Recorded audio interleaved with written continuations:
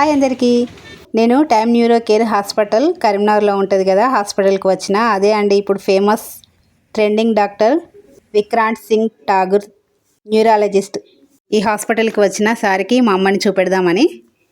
Only online అపాయింట్మెంటేనంట. ఆన్లైన్లో ఎలా apply చేయాలో నాకు అస్సలు అర్థం కాలేదు. తెలిసిన వాళ్ళ ద్వారా నేను తెలుసుకున్నా. ప్లేస్టోర్కి వెళ్ళి సార్ది యాప్ డౌన్లోడ్ చేసుకొని యాప్లో అపాయింట్మెంట్ తీసుకోవాలి.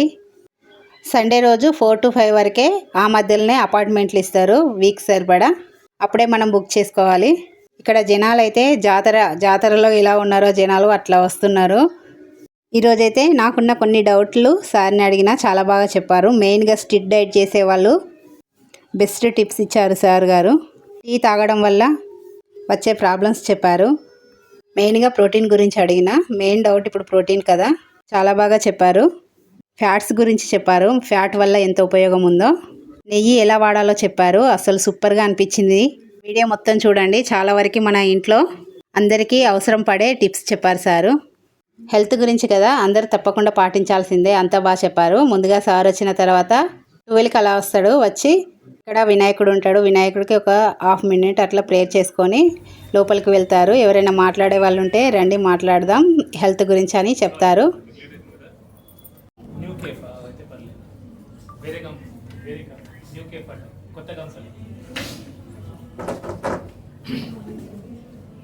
ఫాలో పేషెంట్స్కి నా అపాయింట్మెంట్ అవసరం లేదు. సెకండ్ టైం వచ్చిన వాళ్ళు బుధవారం, గురువారం, శుక్రవారం, శనివారం డైరెక్ట్లీ రావచ్చు. అపాయింట్మెంట్ అవసరం లేదు. ఫస్ట్ టైం వచ్చిన వాళ్ళకి అపాయింట్మెంట్ అవసరం పడుతుంది. ఓకే, వాళ్ళ అపాయింట్మెంట్ తీసుకొని రావాలి దయచేసి ప్లీజ్. ఓకే, మీకు ఇక్కడ ఏమైనా డైట్ గురించి చెప్పారా? ఏమన్నా వీడియో ఇచ్చారా మీకు? ఇచ్చారు సార్. చూసారు కదా. మళ్ళీ ఏమైనా డౌట్ ఉందా మీకు? డౌట్ ఉంటే ఇప్పుడు అడగండి. నాన్ వెజ్కి నేను చెప్పినా కదా,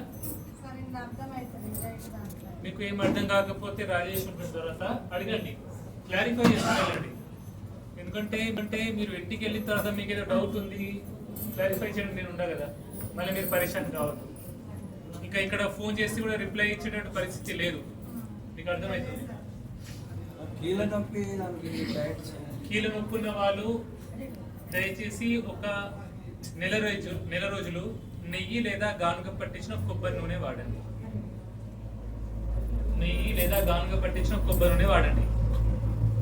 నెల రోజులు డైట్ అది నాన్ వెజ్ అయితే నాన్ వెజ్ది, వెజిటేరియన్ డైట్ ఇచ్చాను కదా, యూట్యూబ్లో ఉంది, ఆల్రెడీ మీకు ఇచ్చుంటారు. అది ఫాలో అవ్వండి. ఒక 1 month ఫాలో అవ్వండి. చూడండి, ఎప్పటికీ ఫాలో అంటలేను, ఒక 1 month ట్రై చేయండి. అది కూడా అది ఎందుకు చెప్తున్నా మీరు రీసెర్చ్ చేసి మీరు చేయండి. కీళ్ళ నొప్పి ఉన్న వాళ్ళు అంటే ఫుడ్లోకి తీసుకోవాలా సార్, లేకపోతే ఫుడ్లో వంట దాంతోనే వండాలా? వండితే మీరు ప్రెషర్ కుక్కర్లో వండినా ప్రాబ్లం లేదు. ఎందుకంటే దాని boiling temperature, smoke point, heat point చాలా ఎక్కువ ఉంటుంది. సో దాంతో డేంజరస్ ఎండ్ ప్రొడక్ట్స్ రావు, ఆక్సిడేషన్ కాదు అది. ఈ నూనె వాడడం వల్ల ఏమైతే అంటే హై టెంపరేచర్స్లో ఆక్సిడైజ్ అయితే అవి, దానివల్లనే డేంజర్ మనకు. సో నెయ్యిలో అది అయ్యే అవకాశం లేదు. సో నెయ్యి చాలా మంచిది. హై టెంపరేచర్ కుకింగ్కి నెయ్యి బెస్ట్. బాగా హై టెంపరేచర్లో కుక్ చేయడానికి, ప్రెషర్ కుక్కర్లో కుక్ చేయడానికి నెయ్యి చాలా మంచిది. వాడచ్చు, ఏది వండినా వాడచ్చు. ఓకే, నాన్ వెజ్ వెజ్ అనేది ఏది లేదు, అన్ని కర్రీస్ వండుకోవచ్చు. మటన్ కీరోస్ తెలుసా మీకు? మటన్ కీరోస్ నా ఫేవరెట్. 2 సంవత్సరాలు నేను మటన్ కీరోస్ తినే ఉన్నా. ఓకే, అందరు తిను అంటలేను, నేను తినున్నా. నా అవసరం అప్పుడు ఇంట్లో ఉండే కాబట్టి తినాల్సి వచ్చింది. ఓకే, ఇంకేం డైట్ గురించి డౌట్ లేదు కదా? 100% తినొచ్చు. ఎగ్స్ తిన్నప్పుడు నీలం సహాదం తినాలా. కొందరికి ఎగ్ వల్ల దురదలాగా, డర్మటైటిస్ లాగా వస్తుంది, వాళ్ళు అవాయిడ్ చేయండి. కానీ కీళ్ళ నొప్పి ఉన్న వాళ్ళ కొందరు కూడా ఎగ్స్ పడవు, అట్లా అయితేనే తినకండి. బీపీ షుగర్ ఉన్న వాళ్ళు 100% కోడిగుడ్డు తినాలా. ఫస్ట్ 2 గుడ్లు తిన్న తర్వాత మీరు కొంచెం అన్నం తిని తర్వాత షుగర్ చెక్ చేయండి. షుగర్ తక్కువ అవుతుంది. కర్డ్ తినొచ్చు. కర్డ్ రైస్ అంటే మీరు రైస్ ఎంత కర్డ్ ఎక్కువ తినాలా. నరాల వాళ్ళు ఉన్న నిమ్మరసం తినొచ్చు. కీళ్ళ నొప్పి ఉన్న వాళ్ళు కొంచెం చూసుకోండి. కొందరికి నిమ్మరసం అంటే నిమ్మరసం చక్కెర రాదమ్మా, ఉప్పుతుంది. ఓకే, ఇంకేమైనా డౌట్స్? తిండి గురించి ఏం డౌట్ లేవు కదా? మీకేమైనా స్ట్రిక్ట్ డైట్ చెప్తే లోపల చెప్తాను.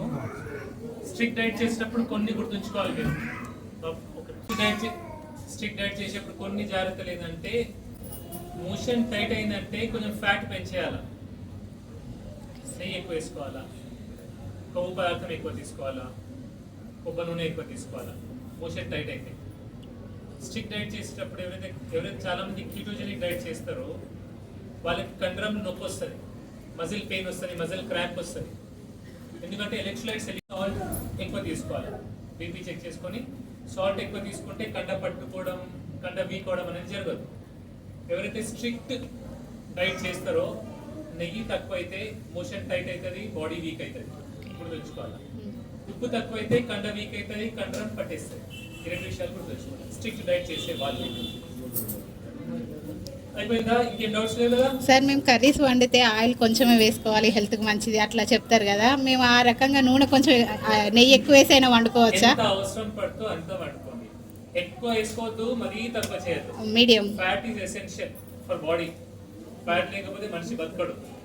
సో నెయ్యి నూనె లేకుండా వంటలు వండుకో అని చెప్పడం అనేది చాలా తప్పు. ఇప్పుడు అదే నడుస్తుంది కదా. అది అన్సైంటిఫిక్. ఓకే. మనిషి కార్బోహైడ్రేట్ లేకుండా బతకగలడు, కానీ ఫ్యాట్ లేకుండా బతకలేడు. ఎసెన్షియల్ ఫ్యాటీ యాసిడ్స్ ఉంటాయి.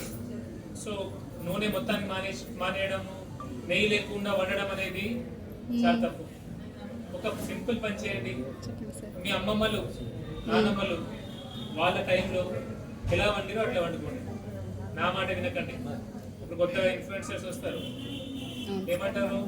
గట్టిగా పచ్చి కూరగాయలే తినండి, దాన్ని వండుకోకండి, నూనె వాడకండి, నెయ్యి వాడకండి, నాన్ వెజ్ తినకండి అంటారు కొందరు. అది కరెక్ట్ కాదు. ఇప్పుడు మీ అందరు స్మార్ట్ పీపుల్, అందరి దగ్గర స్మార్ట్ ఫోన్స్ ఉన్నాయి. మీరు ఒక్కసారి చాట్ జీపీటీయో పర్ప్లెక్సిటీయో ఉంటే రకరకాలుగా ఇంటర్నెట్లో కొట్టండి ఒకసారి. ఎసెన్షియల్ ఫ్యాట్స్ చాలా ఎసెన్షియల్. ఫ్యాట్స్ లేకపోతే మనిషి బతకడు. ఫ్యాట్స్ తినాలా. ఓకే, ప్రోటీన్స్ ఎసెన్షియల్, ఖచ్చితంగా తినాలా.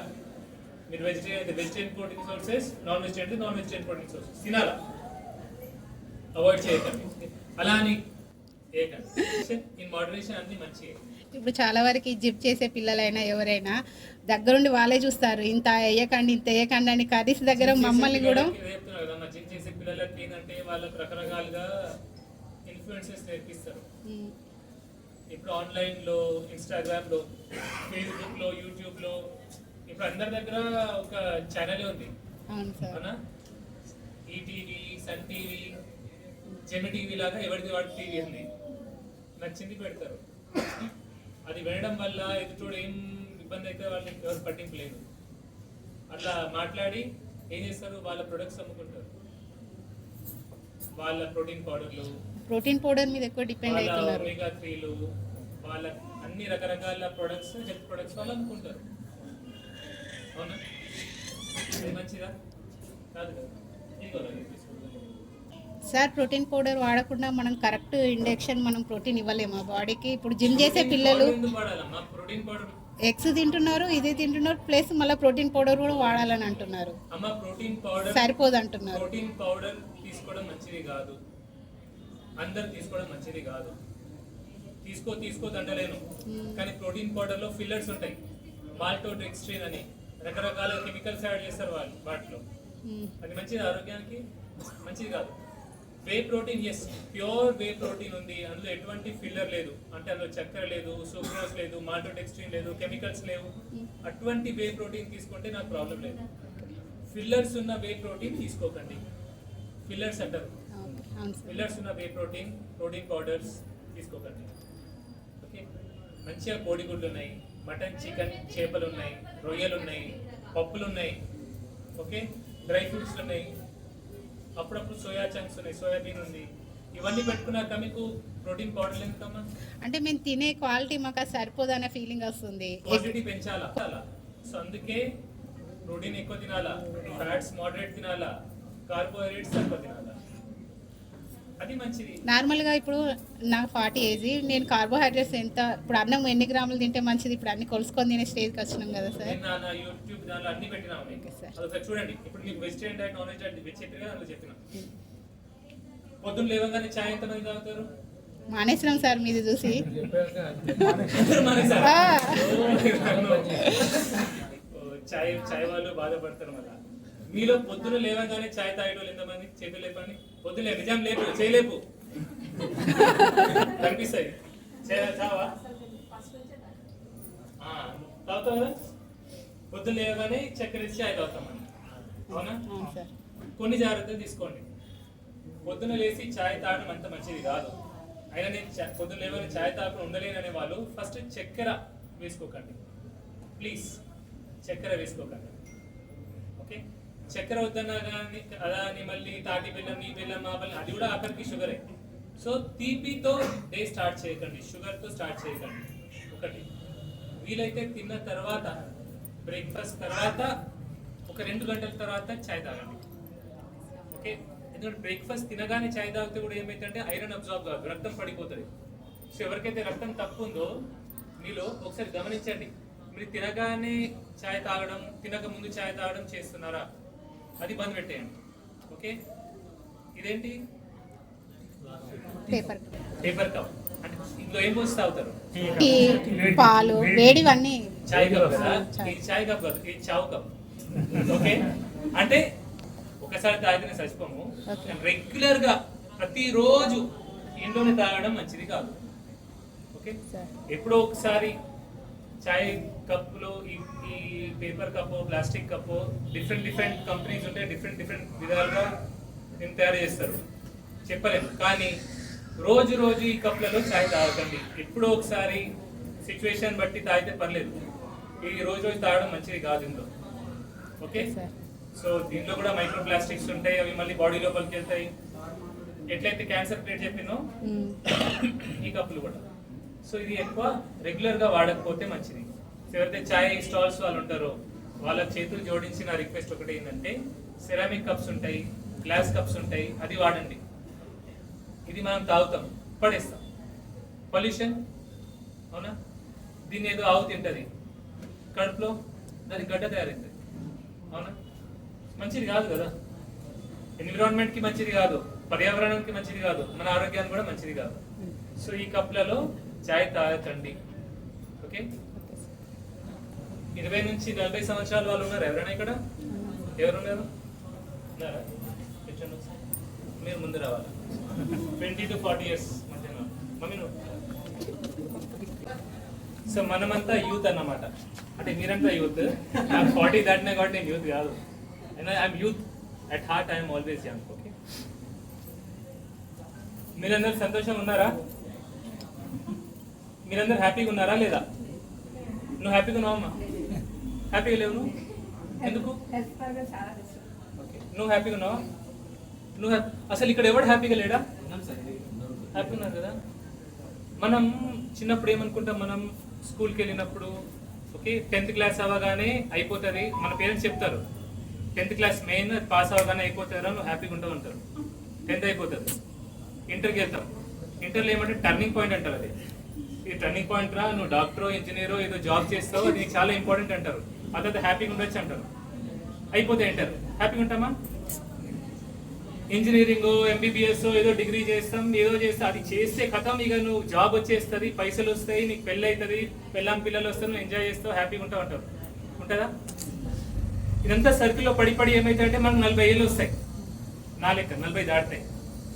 అప్పుడు ఒక్కసారి రిటర్న్ చూస్తే ఏమనిపిస్తుంది అంటే, ఈ 40 ఏళ్ళు నేను ఏదో హ్యాపీగా ఉండడానికి ఏదో పనులు చేసినా కానీ యాక్చువల్ లైఫ్లో నేను ఎప్పుడు హ్యాపీగా లేను, సంతోషంగా లేను. ఇన్ని రోజులు ఏమనుకున్నా, నేను ఏదో దొరికితే నేను హ్యాపీగా ఉంటా అనుకున్నా. ఏదో దక్కడం వల్ల, ఏదో దొరకడం వల్ల మనం హ్యాపీ ఉంటాం. మనం హ్యాపీ ఉండడానికి మనకి ఏం అవసరం లేదు.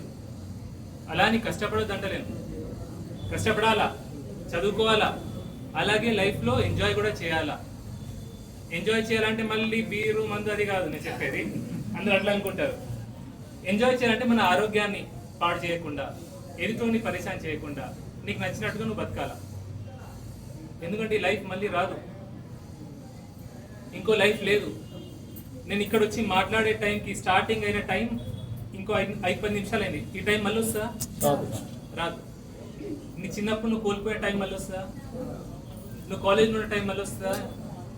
నీ పిల్లలు మళ్ళీ పెద్ద అయిన వాళ్ళు చిన్నగా అవుతారా? అందుకే ఇప్పుడు చిన్నపిల్లలు ఉంటే వాళ్ళతో టైం స్పెండ్ చేయండి. చిన్నపిల్లలు ఉంటే వాళ్ళతో టైం స్పెండ్ చేయండి. దోస్తులతో కలవండి, మాట్లాడండి, హాలిడేస్ తీసుకోండి, తిరగండి. లైఫ్ ఎంజాయ్ చేయకపోతే లైఫ్ వేస్ట్. ఎందుకంటే పోయేటప్పుడు మనం ఎంత సంపాదించినా మనతో ఏం రాదు. ఈ జనాలు కూడా మనతో రారు, కానీ మన ఎక్స్పీరియన్స్ మనతో ఉంటాయి. ఆ ఎక్స్పీరియన్సెస్, ఈ అనుభవాలు మాత్రమే మనవి. మనం సంపాదించిన పైసలు, ఆస్తులు ఏం మనతో ఉండవు. అవునా? సో హ్యాపీగా ఉండండి. ఆరోగ్యం మనకు పాడుండదు, అందుకే సంతోషం ఉండదు అన్నావు మమ్మీ. నువ్వు నా ముందు నిలబడి ఉన్నావమ్మా. కొందరు ఎట్లే పలమ్మా, 10 సంవత్సరాల వయసు వాడు పక్షవాతం వచ్చి వాడు వీల్ చైర్ మీద ఉంటాడు. మనం ఎప్పుడు మన కష్టాన్ని పెద్ద చేసి చూస్తాం, పక్కనోడి కష్టం మనకి చిన్నగా అనిపిస్తుంది. బెటరే కదా. సో నువ్వు హ్యాపీగా ఉండాలి. దేవుడు నువ్వు నడిచే సిచ్యువేషన్ నీకు ఇచ్చిన, నువ్వు హ్యాపీగా ఉండాలా. నేను ఏమనుకుంటే సామా, నాకు దేవుడు 2 చేతులు 2 కాళ్ళు ఇచ్చిండు, ఒక నోరు ఇచ్చిండు, ప్రపంచం చూస్తున్నాను. రేపటి రోజు నా కాలు ఒకటి పోయింది అనుకో, కుంటూ నేను చేసే పనులన్నీ చేస్తాను. దేవుడికి థ్యాంక్స్ చెప్తా. 2 కాళ్ళు తీసేస్తే దేక్తూ నేను చేయాల్సిన పనులను చేస్తా. ఓకే, దేవుడికి థ్యాంక్స్ చెప్తా. దేవుడా 2 కాళ్ళు లేవు కానీ చేతులు ఇచ్చినావు, నోరు ఇచ్చినావు అని. ఈ 2 చేతులు పోయినా కూడా దేవుడా నాకు చేతులు కాళ్ళు లేకపోయినా సరే చూడ్డానికి కళ్ళు ఇచ్చినావు, మాట్లాడడానికి నోరు ఇచ్చినావు, వినడానికి చెవులు ఇచ్చినావు. ఆఖరికి ఆ దేవుడు నా ప్రాణాలు తీసుకుపోయినా సరే నేనేమనుకుంటా అంటే ఇప్పటి వరకు బతికే అవకాశం ఇచ్చినావు. ఓకే, సో అందుకే I'm thankful to that God. So gratitude ఇప్పుడు కూడా మనకు దొరికిన దాని కోసం మనకు గ్రాటిట్యూడ్ ఉండాలి. మనం ఆ దేవుడికి ఎప్పుడు గ్రాటిట్యూడ్తో ఉండాలి. అప్పుడు మనం హ్యాపీగా ఉంటాం. మనం సంతోషంగా ఉండాలంటే మనకు దక్కిన దాంట్లో మనం సంతోషంగా ఉండాలా, హ్యాపీగా ఉండాలి. గ్రాటిట్యూడ్. ఓకే, అట్లుంటే మనకి ఎటువంటి పరిస్థితులు కూడా మనం హ్యాపీగా ఉంటాం. అండ్ మీకు వచ్చిన రోగాలు పెద్ద రోగాలు కావు. ఇక్కడ వచ్చిన కష్టాలు మీకు రోగాల వల్ల, ఏదో కష్టాల వల్ల బాధ అవుతుంది అనుకుంటే ఒకటి చెప్పాలా, మీ జీవితాన్ని ఒక సినిమా లెక్క చూడండి. మీ జీవితం ఒక సినిమా. పుట్టినప్పటి నుంచి సచ్చేంత వరకు ఒక సినిమా. మనం సినిమా చూస్తాం, సినిమాలో హీరోగానే ఒకటి కొడతాడు, బాధ అవుతుంది అప్పటికి. కానీ మనం వెళ్ళి పోలీస్ కంప్లైంట్ ఇయ్యం కదా, అవునా? హీరోయిన్ ఎవరైనా పరిచయం చేస్తే మనం పోలీస్ కంప్లైంట్ ఇయ్యం, మనం ఏం చేయం, అవునా? అది చూస్తాం, సినిమా అయిపోతుంది, మనం వచ్చేస్తాం, అవునా? రియాక్ట్ కాము. అలాగే ఒక మూవీలో నటించారు. అదే మూవీలో నటించినా కూడా మూవీ లెక్కనే నటించిన. అదే ఎప్పుడు విడుదల కాలే కదా, అయిందా? అది విడుదల అయిపోయింది, విడుదలైంది, ఫట్ అయింది, అదే నడవే. కానీ మీరు పాత్ర బాగుంది సార్. నా పాత్ర చూసారా మీరు? నాకు నేనేమనుకుంటా అంటే సైన్యం సార్, సైన్యం. మీకు నచ్చినట్టుగా మీ లైఫ్ లో మీరు ఉండాలి. నేను చేసే మీకు చెప్తున్నా, నేను ఒక డాక్టర్ అయి ఉండి సినిమా చేస్తే ప్రపంచం అంతా ఏమనుకుంటే నేను ఫీల్ అవ్వలే, నేను పట్టించుకోలేదు. కొందరు నా ఫ్రెండ్స్ అరే నువ్వు డాక్టర్కి రా, నువ్వు సినిమా చేస్తే నీకు ప్రాక్టీస్ ఉండదు, పేషెంట్స్ రారు అనుకున్నారు. నేను పట్టించుకోలేదు, చేయాలనిపించింది. ఆ టైంకి ఆ సిచ్యువేషన్, నా జూనియర్ వచ్చిండు, నేను నా లైఫ్ని ఈ సృష్టికి ఇచ్చేసాను. ఈ దేవుడు ఎట్లా నడిపిస్తే నడుస్తాను. నాకు ఇది కావాలి అది వద్దు అనేది నాకు కోరిక ఉండదు. ఇట్లా కోరి ఏం చేయను నేను. ఇప్పుడు ఈ అమ్మ వచ్చింది, ఎందుకు బాధపడుతున్నావు అమ్మ చెప్పు? ఎందుకు ఏడుస్తున్నాను? కలర్ నీరు ఎందుకు వస్తుంది? అంతేనా? ఫ్యాన్ ఏంటి రాబో అమ్మకి, ఫ్యాన్ ఏంటి? ఓకే, అంతే కదా. అంత హ్యాపీ ఉన్నావు కదా, లైఫ్లో అంతా హ్యాపీగా ఉండాలి మనం. ఓకే, సో మనకు నచ్చినట్టుగా మనం బతకాలి. ఇది చాలా చాలా ఇంపార్టెంట్. ఓకే, ఆ వీడియో కాల్